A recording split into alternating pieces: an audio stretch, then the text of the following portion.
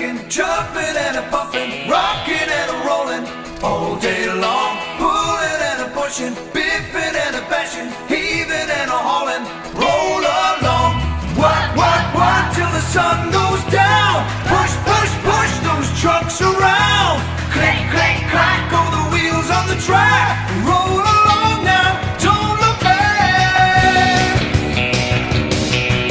tripping and a tracking, splishing and a splashing, shunting and a shoving, all day long, busting and a boiling, wheeshing and a whistling, slipping and a sliding, roll along, what, till the sun goes down, push, those trucks around, click, clack, go the wheels on the track, roll along now, don't look back.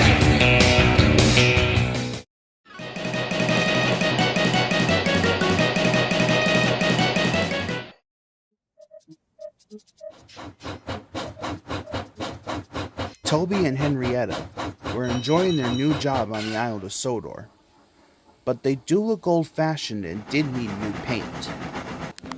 James was very rude whenever he saw them, Yeah, what dirty he would objects. say. At last, Toby lost patience. James, He asked, why are you red? I am a splendid engine. answered James. Ready for anything. You never see my paint dirty.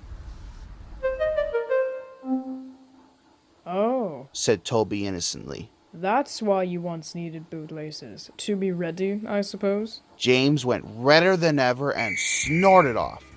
It was such an insult to be reminded of the time a bootlace had been used to mend a hole in his coaches.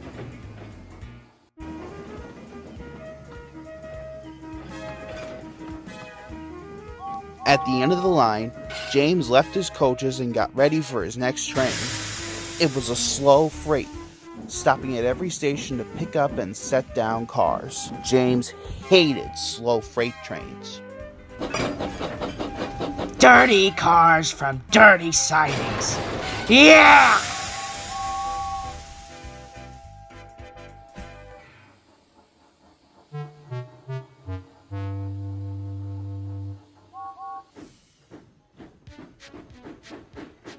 Starting with only a few, he picked up more and more cars at each station till he had a long train.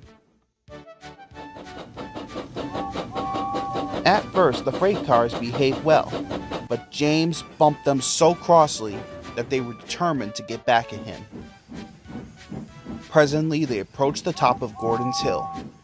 Heavy trains halt here to set their brakes. James had had an accident with cars before and should have remembered this. Wait, James, wait. Said the driver, but James wouldn't wait. He was too busy thinking what he would say to Toby when they next met. The freight car's chance had come. Hurrah! Hurrah! They laughed, and banging their buffers, they pushed him down the hill. On! Yelled the cars, I've got to stop! I've got to stop! groaned James.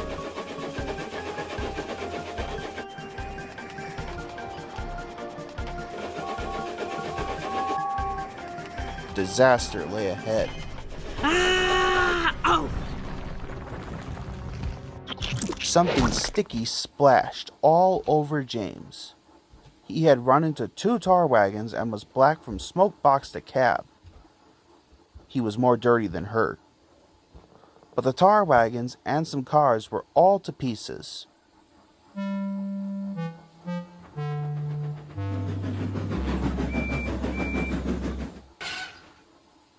Toby and Percy were sent to help and came as quickly as they could. Look here, Percy. Exclaimed Toby. What is that dirty object? It's James, don't you know? It's James's shape, Said Toby. but James is a splendid red engine, ready for anything. James pretended he hadn't heard.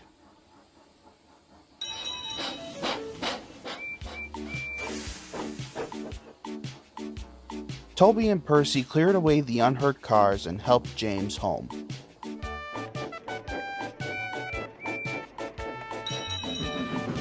Sir Topham Hatt met them. Well done, Percy and Toby. He turned to James. Fancy letting your trucks run away. I am surprised. You're not fit to be seen. You must be cleaned at once. Toby shall have a new coat of paint.